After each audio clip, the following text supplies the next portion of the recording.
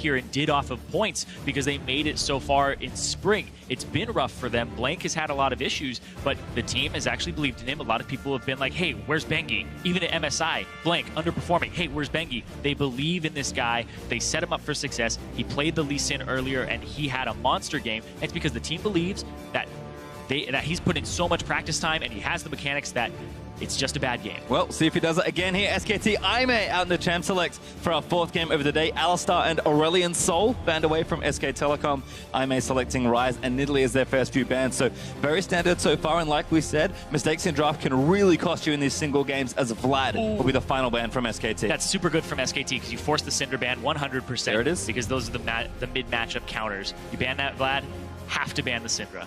Now, Syndra being banned, yes, as a necessity, doesn't leave open a lot of mid lane champions. Rise, of course, gone with it, so that's 4 taken off the board. You wouldn't actually even expect a mid lane pick here, however, as you don't see it in the first rotation.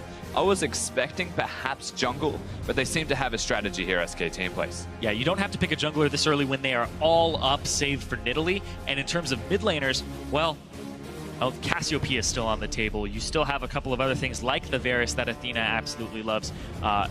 And even Victor has been making an appearance in this group and in the previous group we saw yesterday. And Athena does have a mean Victor if he looks to bring that one about. Of course, the Korean teams have been playing a whole lot of it. Would not be surprised, honestly, to see it taken away or a champion that can deal with it effectively locked in. Well, it's a mid-heavy focus in these bans. So Caitlyn's actually a curious first pick from SK Telecom. Aime, though, we'll see where they want to go with their next few picks. Currently hovering Cassiopeia and Jhin.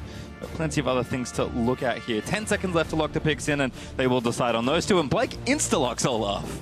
Yeah, Blank definitely ready to go. There's no mobility to really be seen from the carries of Aime now with the Cassiopeia and a Jhin. Olaf's going to have a Karma with him, which was conveniently locked at the same time. So not only do they get an oppressive 2v2, they get a really good option to kill the backline by speeding up the Olaf. Exactly. The Olaf will be able to dive in. The Cassiopeia won't mean too much for him, but also it's a very bully-centric bottom lane here. It's not the Zyra, but if that Karma is going to Wolf, it is a Caitlyn Karma lane, incredibly punishing, and you may have to pick up a ranged support here to try and match, or you just go the opposite direction for Aime and you try to go for the team fight. Yeah, I would expect a Nami perhaps if they want to sustain through the lane, just scale up a little bit more. That speaks towards Aime, but there's also the options, which isn't available this time, of the Alistar, but something similar to that perhaps with the Braum to just try and survive and hold on and have a jungler come in and gank. Yeah, Tom Kench has been absolutely very effective, but we were talking about Road. Very predictable in the pick ban phase that he loves that Bard. If he does pick it up here, it's another ranged support just to try and keep that matchup alive in the bot lane. Well, he is going to take it, but Kha'Zix actually will be the jungler for a Voidless. This was something in the LPL that Clearlove was famous for. A Voidless going to see if he can't channel the legend himself. Of course, has played a lot against EDG, knows all of the Kha'Zix strategies. One big thing you have to remember when you watch a Kha'Zix play in competitive League of Legends is objective control. They look towards neutral objectives in particular, so the Drake and the Baron, rushing it at 20 minutes is a viable strategy when there's a Kha'Zix. Yeah, also against the Olaf loves to dive into that backline, but he's usually alone because he doesn't have a dive buddy on this squad just yet, and it is a ranged support that SKT currently have unless that Karma is flexed. So Kha'Zix does a ton of damage to the Olaf as he Ragnaroks in, and he tries to dive that backline because he's isolated almost every single time. I think Bang's having some fun. We'll see what SK Telecom have lined up here for these last few picks. Duke has seen lots of success on Jace, so that could be a pick that SKT still decide to go to, but it might be that Karma Flex that you mentioned. Lots of poke potentially as they are going to lock in Varus and Jace. That's huge amounts of poke, so double pivots almost in the back end of the draft. Yeah, I was originally going to say the Caitlyn first pick's curious because I was expecting something like the Jhin. They could maybe go towards a composition with poke like their last game, but they picked the Jhin away and they get the Varus instead. Yeah, right here, if you're Aime, you're probably going, hey, Poppy top, stack armor, 100%. So much physical damage on the enemy team that it's between one of those tanks, that or Echo, and you wanted to stack one resistance because SKT are honestly filled to the brink with physical damage. If I'm choosing between a Poppy or an Echo, I'm definitely not saying Echo in this game. There's too much to lock you down. You'll never even really get the opportunity if you're next to the Varus to use your ultimate, if he times his well enough and locks you down. So I'd expect a tank. This is a signature pick. I mean, tank, we are looking for it. We'll see what Aime locked down. 10 seconds to decide on this final pick. And he's going to do it. This is the pick that helped Aime get here in that Game 5 in the regional qualifiers for the LPL. He trusted in it then, and he's going to trust in it now. This is a very big moment for Aime actually locking that one in. We said comfort earlier is a big thing for them, and that is exactly that for Amazing J. He didn't have the best performances when you look at his Nautilus in terms of his KDA or his score or even participation in kills until late game, but he still comes up clutch. He's a big part of the team's communication, and will be able to utilize that Nautilus effectively. And he's quite disruptive. He has an engage option as well. And you look at SKT, it's once again a composition that is incredibly squishy, save for Blank in the jungle. Very reminiscent of the composition that they ran against Cloud9 earlier today. SKT are trying to use their mechanics and their game knowledge to actually run almost a tankless comp. And I do have to highlight this again, the Nautilus compared to the Echo or Poppy is actually really smart in my opinion because it's guaranteed engage. You're knocking that person up, you can kill them. Really hard to actually catch an Olaf Karma comp when they are that quick, but Nautilus ensures it.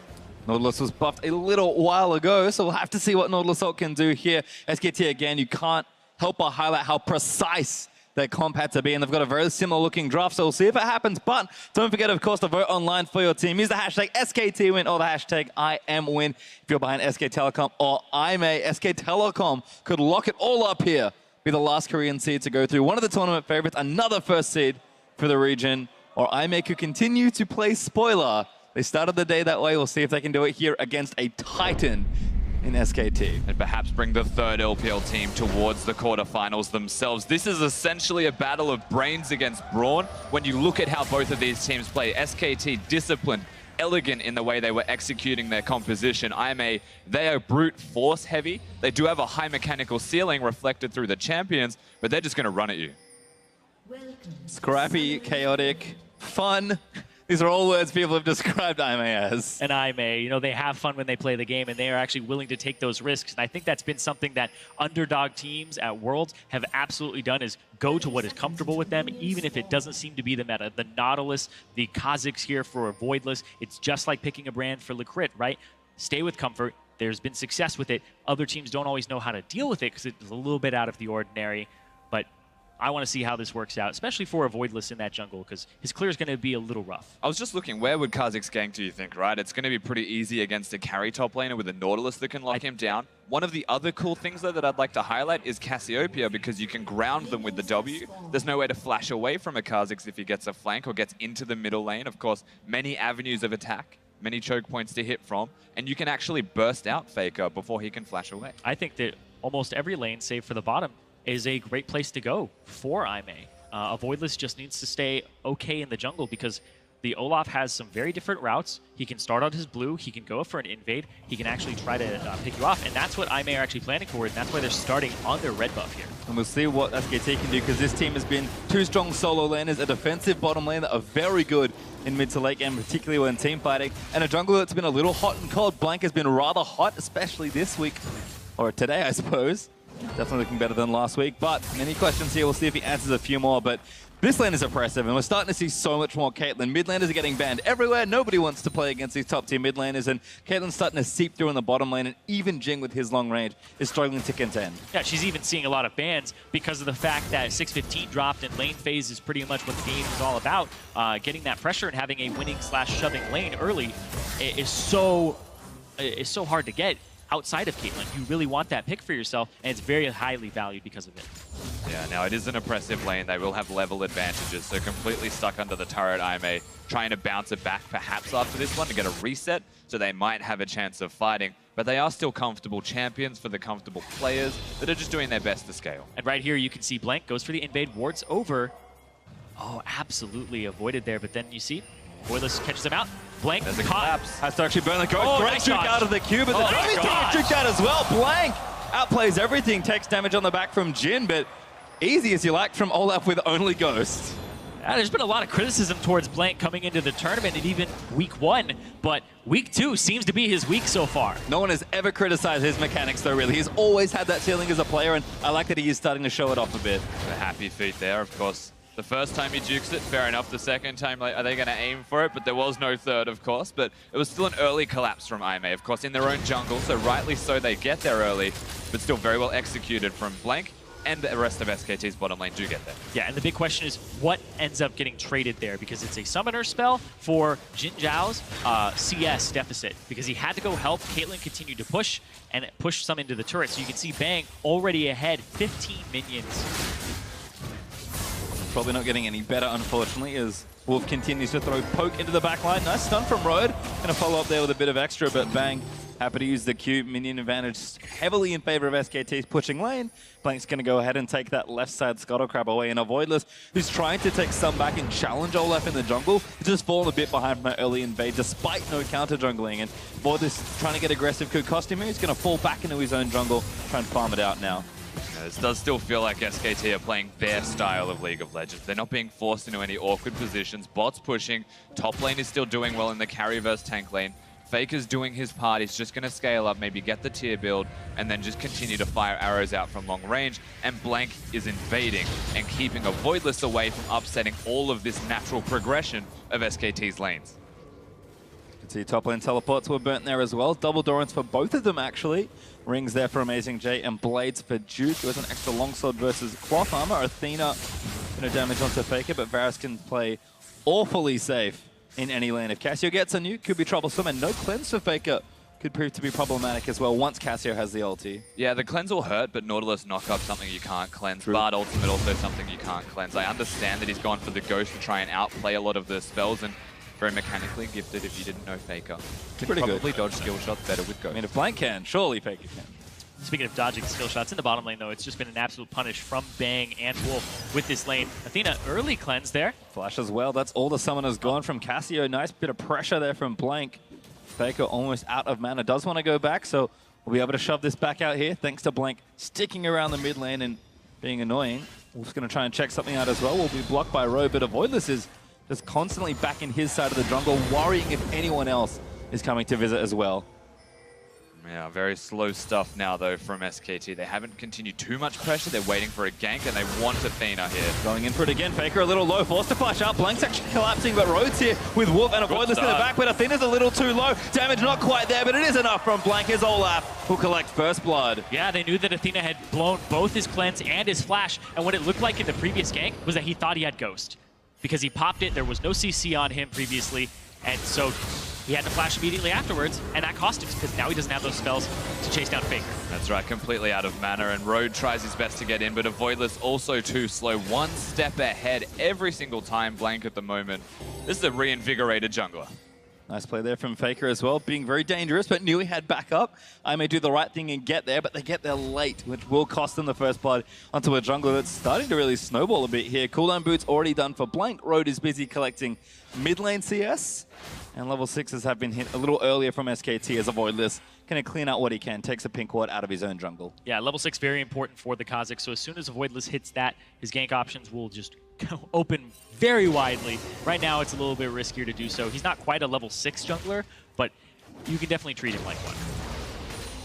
Duke is going to slap some CS down. He has got an advantage in this lane, which I think is expected. Jace, a very good laner, and Duke has been consistently strong 1v1 on most champions, so Jace certainly been something he's shown up with on the world stage. Faker with a tier now after that back, and a longsword and some boots, plus that pink will collect his blue buff. And Athena's full up now as well, going to be charging his tier on the other side, but with no summoners, he has to play back, especially now that Faker has ultimate in. Faker with blue is just going to make this very tricky. Yeah, of course, both mid laners could have blue, but Faker would have an advantage in that situation, having a longer range, needing the cooldown reduction, mana regeneration. They're both tier stackers, but the Varus, I would say, gets an immediate advantage just by having the blue, because he does outrange, and it's a soft counter map. When trading, no. Road actually went pretty deep to try and get a ward into the Tribush and did make it out with the magical journey. CS looking great for Bang though. 70 to 46 in that bottom lane, 61 to 50 in the top lane, and Faker not quite out in front in the mid lane, but very safe and could maybe bully if additional pressure is coming in. We talked about this 2v2 being rough. There's been almost no pressure here apart from maybe jungle invades, which certainly does help out, and Bang is taking over BF Sword Dagger versus just a serrated Dirk and that Doran's. The scary thing to me as well, we know Road doesn't like to stay in lane. He always wants to disappear. He basically is Bard as a player. So it's not a surprise that he's gone, but this is also an impressive bottom lane 2v2 as Blank. That's keen. Yep, got the Ghost. That's how you go. Wolf gets Thunderlords up though. Road doing decent damage. Those other sides are going to try and get that vision down. Make sure SKT can't get in for free. And Athena now is going to get that blue buff, but that'll give Faker a bit of pushing time on that mid lane. So should just continue to see it farmed out now. Voidless actually got it. Big mistake. But yeah, once again, the Caitlyn Karma going to push in. They'll get that turret eventually just from naturally pushing. Jin Zhao will fall further and further behind the more that Road isn't there. And at this stage, even when he joins them, they both just struggle. Well, you can see Athena actually with Blank here. Good cleanse this time, gets off the ultimate, but Blank going to slow him down. There's the arrow in. Athena knows he has to go all in, but he can't really do much. Dodges the first stack, but Faker jukes out of that ulti, and Blank gets himself another kill. Faker ducks back again, had the poke down, and Athena, no flash just yet either. Cleanse had just come back up. But quite simply just using range to an advantage. Watch the way that Faker always positions himself just outside of the Q firstly, and then the ultimate, just constantly standing back. Knows the Blank will do enough work, and he can't be stunned, so Cassiopeia will not ult him. Infernal Drake doing damage to Blank as we pop back into live. SKT are trying to take this down, but avoid this actually pretty close in the area. Faker going to get jumped on. Blank actually the target. Not going to go down. The Dragon's going to get the kill. So a trade happens. But this time, Faker's got a kill. Yeah, no isolation damage there from a Voidless. He evolved the Q first, but because of the fact that Faker was right next to him, enough damage to return it. So good sense there from SKT to pull off of the Infernal Drake. I mean, the Drake was the real MVP there, though. Yeah. Huge amount of damage as Amazing J and Duke actually trading back. Duke out of mana, so probably time to go back home. We'll see if he wants to teleport up to the top lane. But you can see Nautilus can get trades in here and there, but Amazing J still a little behind. I thought for sure he was going to go for something crazy, but not just yet. Duke's going to get that recall cancelled. Amazing J will play up as we watch this one again. Yeah, so I think Faker even being next to him stops any isolation damage when Blank comes back. So what could have been an instant kill was very close. And Infernal Drake says, no, you can have it. Picks up another. So yeah, they get the return kill, the counter kill there. But it's just a problem that Faker with the tier is now 1-0 and 2 and already doing well. Oh, the trap. Duke actually already getting blown up here. Avoid this with the damage as Amazing J gets one. Blank gonna chase him down in Ragnarok as Amazing J flashes into the brush, but Blank on a rampage going crazy. Gonna find a Voidless, but Blank time for all that. Oh, Voidless does get the kill in the end. Even with the W missing from a Voidless, such a clutch play to actually get out even alive. Really close, could have gone either way. Just got the extra auto attack off. Surprising, given Olaf's attack speed. Oh, Jin Zhao, bad news. Bears has to flush out of Ace in the whole range. He doesn't have enough mana to actually use the ultimate, sitting at 24. This here, though, complete bait from Amazing J. Duke, though, swaps to Hammer stance and had Blank coming in. They pick up Duke rather quickly, but because of Blank already being at like 2 kills before this, now he's at 3. Just so much damage. W dodged, but he's taking some minion aggro. And see the difference just here, enough, barely. Because Olaf has no health, he should have stood still and just autoed. Yeah. Like the attack speed bonus that he'd have from being that low would probably have been enough. Well, it wasn't in the end. Avoidless does get away with a trade in top lane, but SK Telecom up almost 2,000 gold, and that bottom lane, we keep ducking back in there. It's just going from bad to worse. Bang is so far ahead on CS, up pretty much 30, and that tower's almost going down naturally as well. Road's going to find him. Bang's going to start shooting him once it wears off. Avoidless going to try and turn it around, but Bang, he knows much better than that. Yeah, it'd be very silly to try and take the fight if you don't know where anybody is. Of course, the Voidless walking through the river doesn't actually get spotted. I believe that's just the Scuttle Crab that you can walk around. No, that's a Wadsworth. They saw him. Well, we're going to start the Infernal anyway, because I'm a team that do like to be a little unpredictable, but SKT not quite here to contest. Oh, they know that Olaf is most likely to be on the top side of the map. Teleports are in. There's the TP. Avoidless is taking so much damage from this Wolf. Yeah, Infernal Drake again is doing damage. Whoa. That's a lot of damage. Duke snipes him as he's going to go over.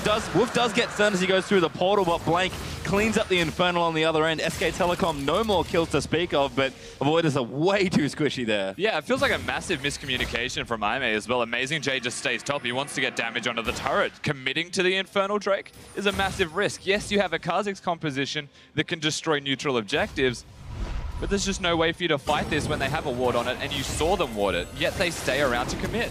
Yep, Road right here. Avoidless doesn't take the magical journey as well. He does get smacked here, though. Gets hit by the ultimate and hit by the shock There's an blast. axe coming too, just in case. Ugh, just in case, yeah. Doesn't take the magical journey, and that's kind of his undoing there. He had leap as well, On Faker. but didn't want to risk it. Amazing J looking for someone. Faker with flash does Yes, commit it. Amazing J, no vision. Can't finish the ulti as Bang nets his way out of the cone of Curtain Call. And once again, SKT dissipate a situation effortlessly as I may try and pressure, and it's just keeps putting him in an awkward spot. Bang's even counter jungling, because why not? I mean, if they knew he was there, there's a chance they take out Bang. He doesn't have any mana, but will now. It's very aggressive. Oh, gank onto Duke. Not bad there with the ulti from Nautilus. Amazing J follows in. Good stun from Royd. Avoidless piles in as well. Duke heading it out. The hook does not land. And Avoidless almost goes down to the turret. But a kill for Aime nonetheless. Duke does so much damage right now. Almost took out Avoidless underneath the turret, and then the extra tower shot comes through. That point, oh, you're clenching if you're Avoidless, but they're going to give up this mid turret. Exactly. There's still such an easy trade for SKT. They commit top lane. They're not going to get any damage on it. There isn't enough minions to commit towards the objective. SKT, they can just take the objective down, grow the lead a little bit more, and it's just very calm and measured play from them. Reacting this time, though, to Aime. Yeah, and you can see they gave solo turret gold to Faker, so now both Faker and Bang are 1,600 gold up over their lane opponent. Yeah, I believe Bang collected that bottom out of first as well. So 2 turrets already for SK Telecom. That bottom one, again, naturally being taken really by the pressure. Bang and Wolf were able to put out 2v2. Bang is still up 30 CS, just went back to finish that Infinity Edge. We have a Ghost Blade for Faker, a Black Cleaver for Duke that almost got him a trade in that 3v1 turret dive in top lane. SK Telecom, gold lead sitting at almost 4,000 gold, which is pretty good at 15 minutes, but the item advantage they have right now is just insane, and this is a team that will snowball out of control. Bang already starting to rotate top lane. Yeah, it's a great rotation here as well. You bring your AD carry from the bottom lane. Your mid lane already got taken. Take that last outer turret and start taking control of the jungle, and SKT are just going step by step through this game. But it really is that clinical, right? The item spike that you mentioned, Pastry, and then they just go to the opposite side of the map, take the turrets down. If they want to stop this from happening, Aime, they need to use their high mechanical ceiling champions, make big plays, and try and outplay SKT, because the items they have is just far too dangerous. And another note as well that I want to talk about on those items is Duke in the top lane, the Black Cleaver. Some people were talking about how Black Cleaver first on Jace is a little strange compared to a Youmuu's. Well, he's up against a tank, so Black Cleaver is just way more gold efficient for him. And the fact that his team is all physical damage, he's got to buy it sometime. So the fact that he starts building it early is good, because just in case SKT get behind, then you're not completely out of the game, and the Nautilus hasn't just armor stacked and gotten out of control. So it's insurance, but it's also a really good item to buy if your team is physical damage. Continue pressure here actually with SKT in the jungle. Blank a little too far forward. Gonna pop the ultimate, but ulti not even gonna cancel through Ragnarok as Royd might go down to the Karma.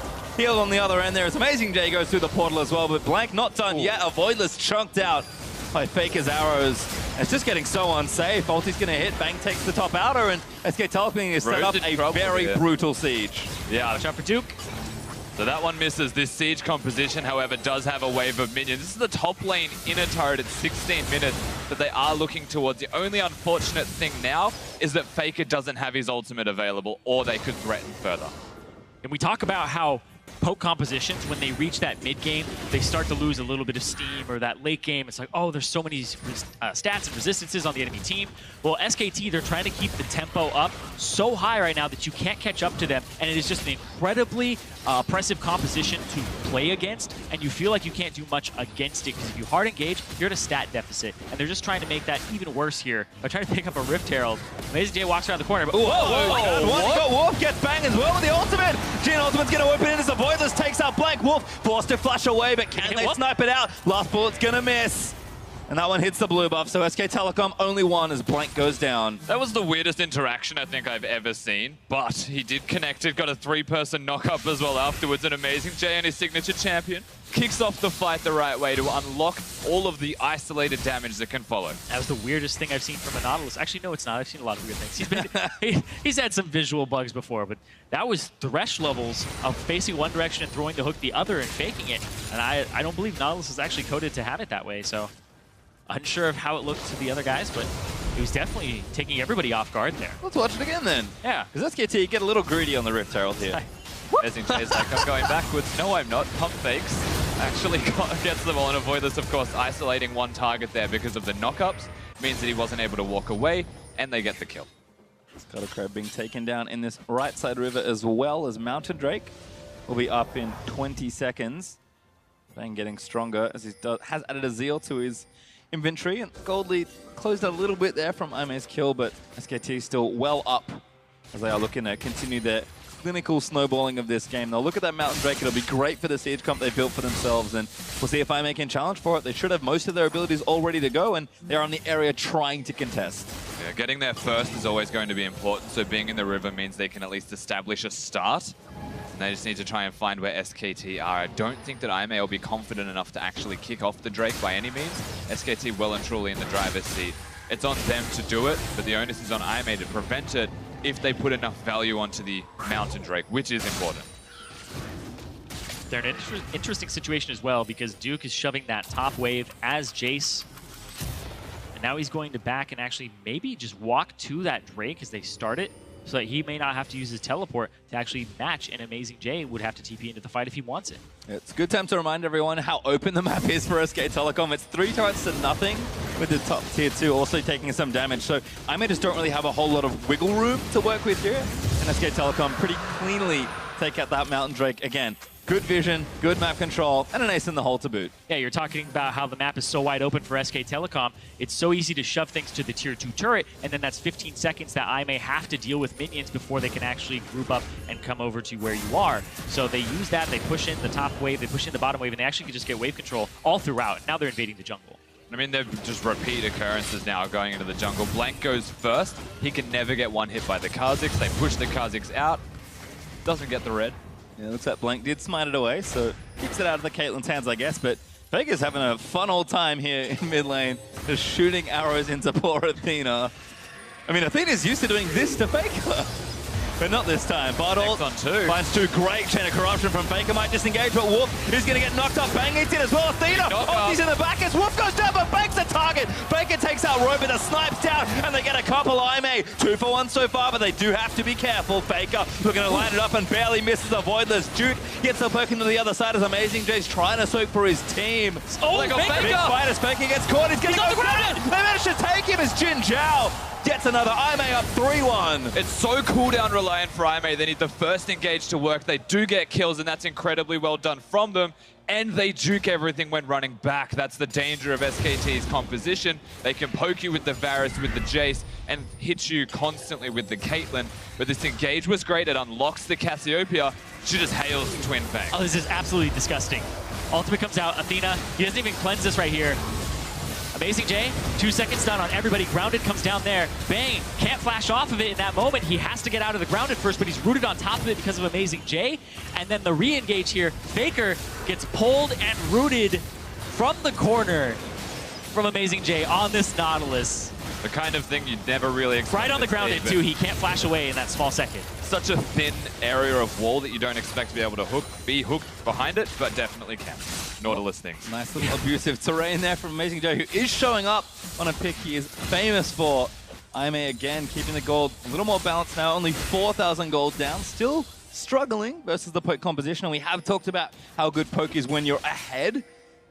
When you get caught though, poke tends to be bad no matter what. Because if you can't poke them from afar, your comp's really not doing what it's supposed to. Exactly, and then if Amazing J can just stand in front of Shock Blasts, pop his W, he has enough resistances to actually just keep doing that. And you can see right now, it looks like he's working towards a Frozen Heart. So that's going to be really bad for SK Telecom as that continues if Amazing J gets to those breakpoints. Full credit to SKT as well, because they played a similar looking comp versus Cloud9, had a much less explosive early game, and were still able to play team fights very well despite all the engage. So they have navigated these situations, but Aime are a team that when they commit, they're just going all in. Yeah, the SK Telecom, like, little caveat there is this team is about poking, whereas the previous one was about disengage and making sure that it was very hard to get in on them. Whereas this one, not as much disengage in this lineup here.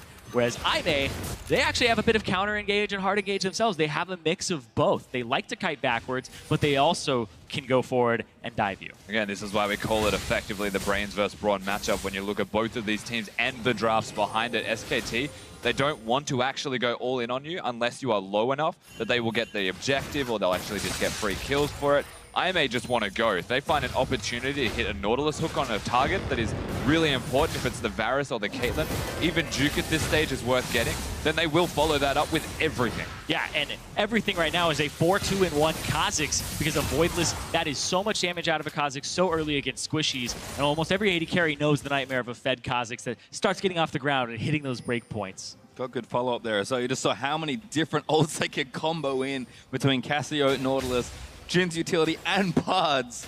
I certainly have the tools to get stuff done, but SKT are going to continue resetting their lanes. Things have calmed down a bit now. There's a Drake up in a minute 50. Ocean Drake would be nice for SKT, who already have a Mountain and an Infernal. But Duke busy trimming sideways. Fake is going to go play side lane duty as well as Bang going to gatekeeper this mid outer for as long as he can. And as long as the game kind of stays at this pace, this is where SK Telecom want to be. And just don't face check the Nautilus and things should be okay. Yeah, and don't let them have the flank wards to get the teleport behind you to get the Nautilus engage as well. It starts with that vision. The setup is always going to be there. The slower the game goes, the better that SKT are. Such a disciplined side is what we're seeing from them today in all of this group action. Well, see if IM can crack it. SKT also have the safety of their outers to still play to. Don't forget that no touch for IMA means that all the playmaking in the world isn't going to be too much help if you can't find a way in to actually start and engage. Baron is also a consideration. Teams have quite a lot of damage on either side, and 25 minutes in might seem a little early, but it is a potential option here. As Bang looks like he'll go back. He's got his Hurricane finished already, working on that third item. On the other side, though, Jin Zhao, 2 items done for him. Athena does have that Rylai's, which will help. And a Black Cleaver for Avoid This. I like it after the Warrior skirmishes. Yeah, there's a few power spikes here for IMA. And this next Ocean Drake, SKT have to play this fight very well, because if they don't, it could be the game snowballing and rubber banding back against them. That's the interesting thing. It's a Nautilus that can kill you when you're at the objective. It's really easy for a Cassiopeia to line up an ultimate if you're fighting within the Drake area. I think what SKT actually want to do is put vision further forward. You can see where they're placing it now, establishing areas that I may have to walk through to get to the Drake and the river so that they can poke out the carries and prevent them from even saying that we can fight. But then the other thing is the poke. It's only Faker right now, and he is doing a good job against Road, but Duke is shoving out the top wave, trying to get pressure there, and that's been the Jace's job so far this game, is apply pressure on the map that needs to be answered for the possible teleport so they don't have to tank there. And SKT, they're just going to pick this up. Really well done. Easy as you like there for that third Drake for SKT. They'll get the variety bucket in there as the Ocean will be added to their tally. The next one will be a Mountain.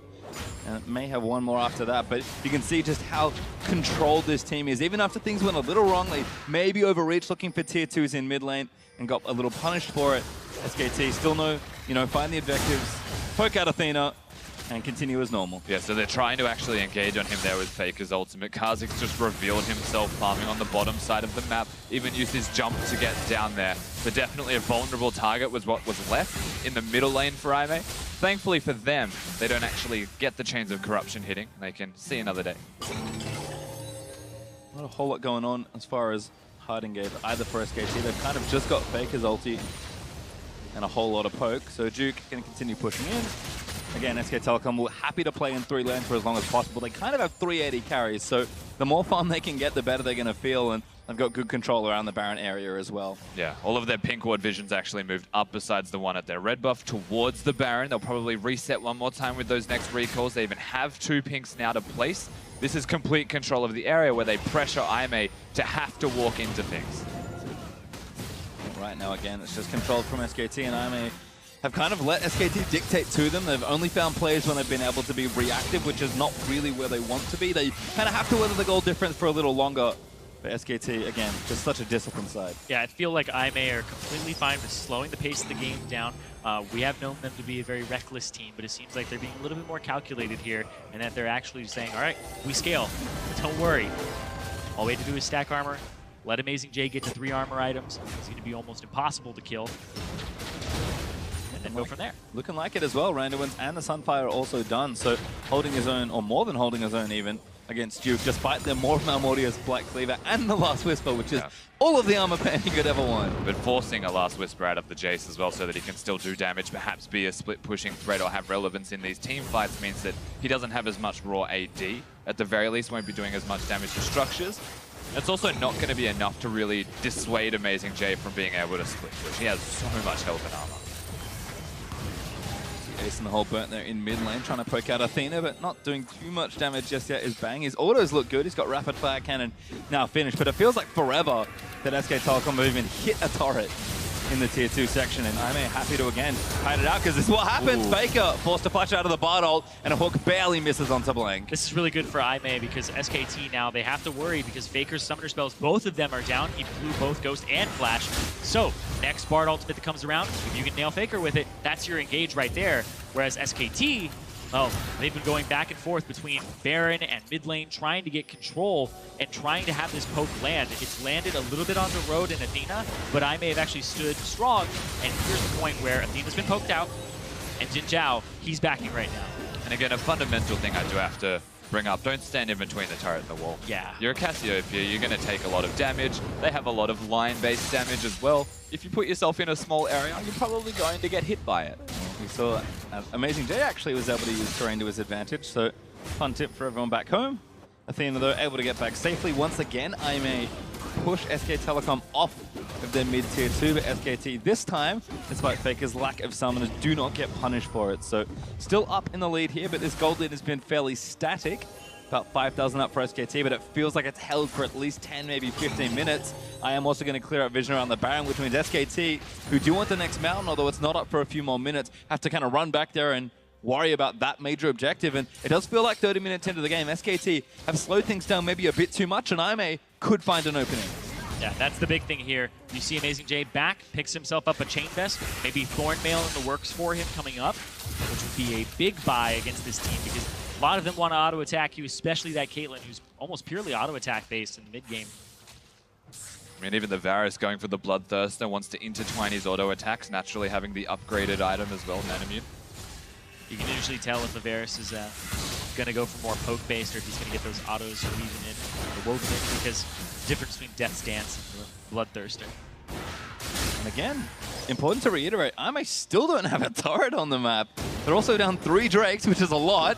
But they've stalled this game out very effectively, and it's hard to say if it's SK Telecom happy to play at that pace or IMA just making them a little scared. And that's really good by IMA because you have to seed objectives to this type of composition early on. If you fight them too much early, the game can snowball out of control. It got to a 5,000 gold lead for SKT, but it hasn't gotten any larger in the past, I want to say 10 minutes at this point.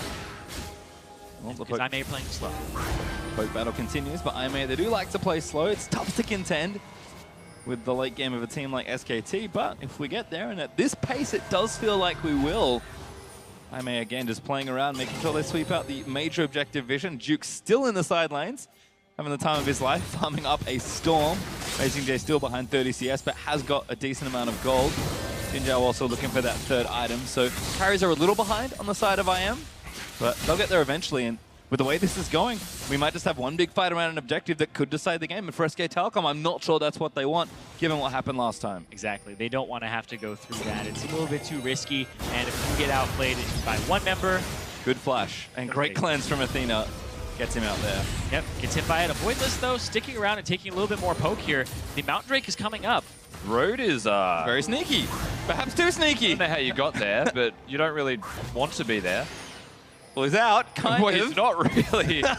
He's on the wrong side. He's out somewhere. This will be quite the magical journey. Road does get slowed. Faker not going to get him. There's another one, but the tether's still going to land. Road does have to flash now. Part of two. Needs some Coco. Needs to keep running. Bang. He's going to chase for him, but he doesn't have his ulti. Road, you have portal up soon. Bang's here to cut you off at the pass. Road, you need to get out again. No. Coco, Bang going to take him down at the last crit. Oh, it's a disaster. That's just unfair, really. Why'd he crit? That's not fair. He does manage to go down eventually. It's a really good opportunity for SKT, however, straight to where they have been pretty much the entirety of this mid-game, sieging mid.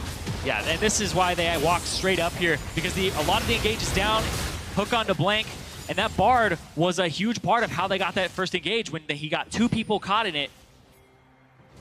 And now they get a lot of chip damage on that turret. It is so close to going down, but the Mountain Drake is also on the table, which would once again help SKT in these types of situations to not stick around as long. And again, really easy for them to work towards. They know Kha'Zix goes top lane. They set up the minion wave there earlier. They're going to go to Drake.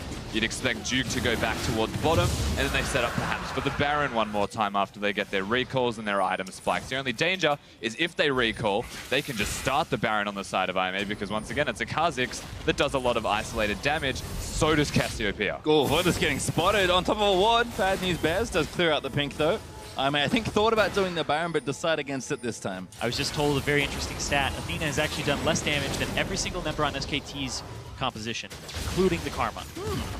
And Faker's done 4 times as much damage. That's how much IMA has been in these situations where they're being sieged on, and the Cassiopeia can't play to her pattern, which is usually kite back and counter engage. You can see Duke finally gets to tier 2 for SKT as well, so pressure finally mounting on IMA. They've been defending for so long, and that mid tier 2 is still a big sore thumb sticking out for them. But SKT, they'll now grow the gold lead again. They should have control around the Baron side as well with such a long bottom lane that they'll have to clear out. I mean, IMA, again, they're one good engage perhaps from tipping the game back over. There's so much standing gold for them to take as well, given how many turrets are left on the map. But SKT, if they just want to suffocate you, they're in position to try and do so. And this is a team, again, that does not let their lead slip away from them very often. And this is the timing to do so. The blue buff's about to be available. Once Varus picks that one up, even Duke, if they give him that opportunity, they can actually poke people out. What I will say, however, is that they're best off sieging, having Jace around if that's their goal. If they want to win team fights behind it, I don't think that Duke can actually just deal with Amazing J. He can just walk up and clear waves now, the Nautilus, and they should never actually have the Jace hitting turrets because he'd be at a risk, he'd be too deep. The SKT should be pressuring the other side of the map, it is Baron. And they should actually bring the Jace with them if their goal is to siege and poke. But again, quite content doing nothing. IMA are actually looking like they want to fight soon. You can see that Jin Zhao, he went for the serrated Dirk and a BF sword, which will delay his build because he already has a Dusk. So that looks like Infinity Edge / Maw / both, but he just wanted more armor penetration before he started going for that IE. And Amazing J, he was actually swapping between Frozen Heart and Thornmail. Like, which one do I want to buy here? And he went with the Thornmail ultimately, which signals to me that he really wants to find an opportunity to get on the bank, and they're just going for stats now. They want them now on IMA's side. I think they know that there's likely a Baron fight in their near future. Oh, there's the TP from behind. Amazing J is looking for a flank onto Faker. They try to get the flash. Though, and Royd almost dies. It commits everything for it, and Athena's caught out of position. Amazing J finds a flank, gets Duke. That could be enough, but Faker's going to clean him up, and that damage, disgusting as Bang takes out Amazing J. Jin Zhao better run as he has to get out of the ulti, and SK Telecom. That's not a tank that I just saw die. Nope. No, and if the tank dies that easily, they have so much availability to go back towards the Baron, look and set up one more time. Just use Faker. He doesn't even need to hit the Baron necessarily. Just throw Qs out constantly. This is a really good opportunity for them. Voidless too low. This Baron is going to take too much damage. Voidless has to get in pretty much now. He goes! Oh my god, a Voidless! Leaps over and steals it. Athena ultis them out to disengage the team. And I am hold on to this game. What more do you want from your jungler? Doesn't matter. Athena, a Voidless, still gets the Baron. This guy's a smite-stealing god. That's filthy. What have they been beating these guys in the off-week? Everyone's stealing Barons. Let's watch it again.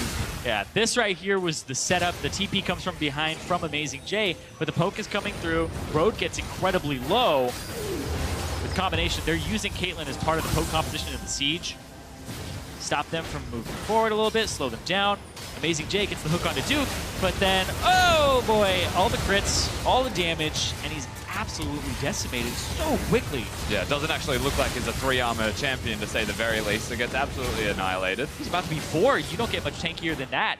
And this makes sense to me, SKT going to Baron. They could have probably sieged mid, but there weren't minions available, so this is the next best move of Voidless, predictably about to go in.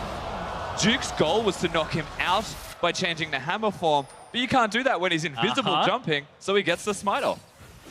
Really well played there from a Voidless. Ducks through the vision, goes through with the leap. And now they can start getting these turrets. The first one of the game, 37 minutes in for IMA. I mean, they're a slow team.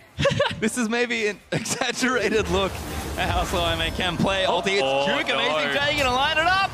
Duke in a flash, he still gets hooked, not quite through the wall though. Amazing J finds the knockout, gets Bang and Road. Barely gonna miss that double stun. Amazing J now has to book it out, but Athena there to cover for his teammates. Where's the flank from SKT? It's Blank running in with the ultimate, but I am already out through the magical journey. Yeah, thankfully Bard also gives you the way out that's quite easily accessible. Olaf can't chase you down any further. They do make a mistake by overcommitting there. Unfortunately, the hook doesn't bring him through a wall a second time, and SKT hold on. Just that one turret really gained so far.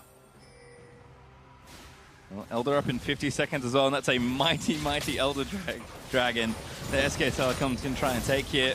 This finally, they're going to spit on it. I think it's going to go down, but IMF defended from worse.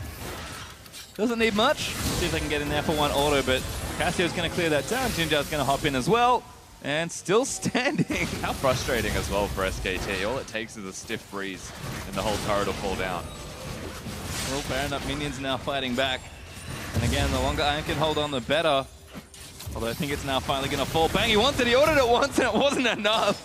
Gets himself trapped down. Top though. You have this Jace up here by himself. There we go. Top outer's going to go. Top inner to the Jace, and so is the mid. G2's out as well. That's 6 turrets now for SKT. Looking good as they finally gear it down. Blank actually, no ulti. Does get hooked up again, but still ready to go. Bang gets destroyed. Amazing J leaps in there. Voidless wants him as well, but Blank's kiting him. Bang! Just kites back and blows one up. Now Athena caught in the front line. Pops the Seraphine, needs to keep kiting. Poke is there from SKT, and I am lucky to just lose one. Yeah, considering this is a Baron buffed IMA, they are on the back foot constantly. SKT now starting to get more and more oppressive. And because the health bars are so low, this defense of this turret, even with the Baron buff, becomes really tough. I mean, he needs more hit points, but that turret's going to melt under the combined might of SKT. There's Duke with the last auto attack, and finally they bust open the base 40 minutes in. And now they're going to back off. Mission accomplished right now. They need to reset, because if any of them get picked off or they allow Amazing J to actually flank behind them, then Elder Dragon goes down. This right here from Bang is actually perfect. Blank gets hit. Amazing J has to commit on him. Turns to Bang. Throws out that QSS mid-air flash. You can QSS knockup / stuns, but you have to have that flash mobility spell available, and you get immediately out of it. So Bang knows that and executes on it so that he gets out of that CC from the Nautilus. Yeah, everything committed towards killing the Caitlyn, but by not killing him, very easy to turn around once more from the side of SKT. There's a lot of carries on that side anyway. Even if Bang went down, I'd warrant that they'd still probably win. And you saw that Athena doing good damage despite getting jumped on there by the Olaf. He's maybe a void stuff away from taking over that team fight, and that is the next item he has ready to go. Cassio, of course, has a bonus lock, which you cannot buy boots. But SKT now lining up for this Elder Dragon, and they're already maybe too far ahead. I am looking to force again here. But the thing is, no flash available for a lot of these carries on the side of SKT. Faker the only one with it, so if the Nautilus connects, the follow-up is going to be very dangerous. Ooh, Faker's also split. He's trapped, actually. As Ime looking at his line up a tower dive road, he's going to go ulti the tower. Faker knows he has to book it. Amazing J, 4 armor items strong, zones him out, and Faker just dodges forward. Gets out from under the Bard ultimate, but there's the mid turret, finally broken for Ime. So that was really close. Amazing J was aiming to hit the wall so that he could pop the ultimate, and of course Rhodes still thinking he'd go forward. Again, a miscommunication, mistiming, and now SKT, whilst they lose a turret, have the tempo and the advantage again. Yeah, and it's so hard for IMA to actually get that tempo and advantage back. Their Baron power play was actually negative 1,500, which is the worst of worlds so far, because SKT, they were so far ahead to begin with, but it's so hard for IMA to actually pull off plays right now. It has to be an absolutely perfect engage, or else it gets turned around with all of the damage. Probably the biggest wave that I've ever seen starting to mount in top lane, just on the minimap alone. There's a lot of red dots. It's like the size of the Baron pit. It's like eating those Like, dots. Duke has to get red dot syndrome soon. Well, Elder Dragon's also a thing, so Ime actually a nice little stroke of genius in macro could give them an advantage here. There is the ward. Huge, and they're going for it. This Elder Dragon's melting. Yeah, there's so much damage on this squad. Avoidless, he may have to go for another steal here, but this is also where SKT do not want to be. They do it again. He's looking for a Avoidless. No, not this time. An amazing game goes in. Huge drop from Road, and there's the curtain call lining up. Blank gonna chase in after Athena. Road gets exhausted as Avoidless went straight to the back line. Blown up as Bang will get sniped by the Jhin.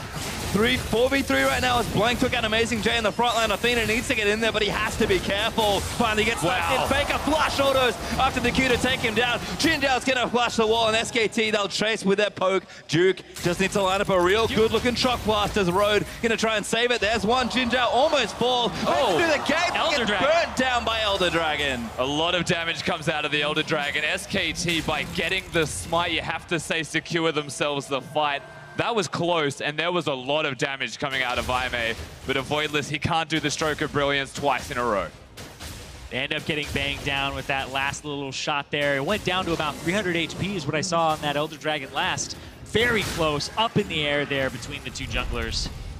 See it one more time here, because this is, your heart has to be pounding. This feels so risky. On stage during this play. Yeah, and everyone turns gold for a bit as well, so it's really good setup. They can communicate here, IMA. 200. So close. Yeah, it looks like an early smite there from a Voidless, just barely. And that prompted the reaction smite from Blank. Last shot comes out, almost 2,000 damage to Bang to finish him off. And right here, IMA, they stick around for so long. But this is great from Faker too. Make sure the auto is what is required to get the kill. Very clever stuff, knowing the limits of his champion. You can just see the total amount of damage SKT can do now with a 4 Drake-empowered Elder Dragon buff. Won't be up for too much longer. In fact, it may just have dropped off. They did also get Baron in the replay there as well. So all the tools in the world now to close this game out. A monumentally huge gold lead. Although IMA at this point are kind of all built up. It'll just be execution here for SKT. But they've got such a big lead still in road. Wandering down, as always, might get himself sniped. Speaking of execution, Was he chime hunting?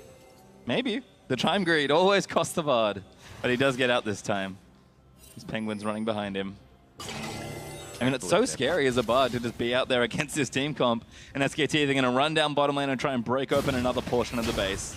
Yeah, SKT, they definitely want to lock in the #1 seed from the group and join the other Korean teams atop their groups. Move on to the quarterfinals. Athena sniped out by Faker's ultimate, forced to cleanse flash. Amazing J, busted Jeff at Rogue with a flank, finds Faker there with the ultimate, but Bang's still kiting it away. Amazing J forced to flash and hook onto his own inhibitor, and Athena's getting chased down by an Olaf. He'll have to kite it out as Ragnarok wears up from the Olaf, but Bang in front there, almost snipes 2 people off the face of the rift. Does take out the inhibitor, SKT are just collapsing on now. They're trying to end the game, or at least push up with this Baron buffed up minion wave. It is absolutely huge. Well, I may need a big play to try and pull this one out. The Nexus turret's exposed, they will fall down, and I may kind of out of ultimates to use Juke. Leaps forward there onto Jinzhao, Ace in the Hogget channel, but he gets buffed by the hammer, and SKT, with an exposed Nexus, will exhaust and take down Athena. Clean up what kills they can and secure #1 in their group. Excellently played from SKT after a couple of mid-game hiccups. They were getting engaged on by IMA, but the composure enough to be able to do it over and over again. Stick to the strategy that you have and execute on that. Really well done from SKT.